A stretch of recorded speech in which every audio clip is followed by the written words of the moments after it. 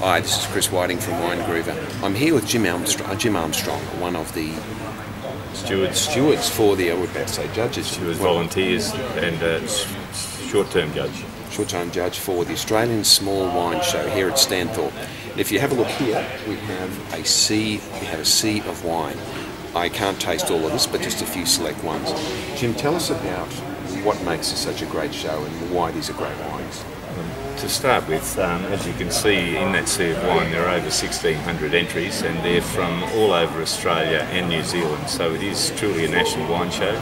So what's the outstanding wines, or what are the classes perhaps that you think have done really well? I guess I have a bit of a personal preference and I'll talk about those first, but certainly the Riesling classes are doing extremely well, and along with the traditional Eden Valley and Clare Valley Rieslings, which have that strong reputation, we're seeing some really top examples from Western Australia.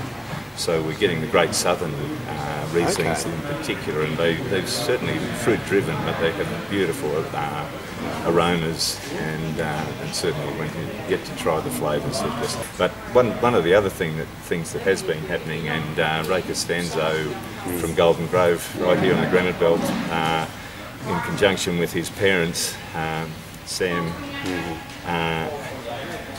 and Grace, have taken to some of the less traditional varieties, varieties like Tempranillo, Mourvedre, Durifs, and they've proved that they can make those really well on the Granite Belt.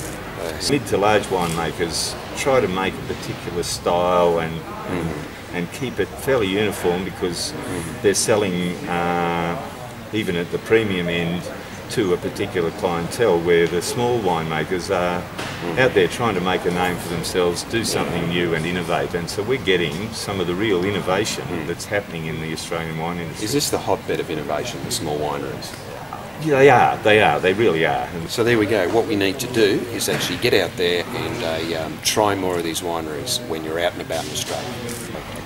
Okay, here with Steve from Girraween Estates. He's been trying all these different wines here. Steve, what have you picked up? You've got you've got a vineyard you're really starting off on. What have you picked up from tasting these wines today?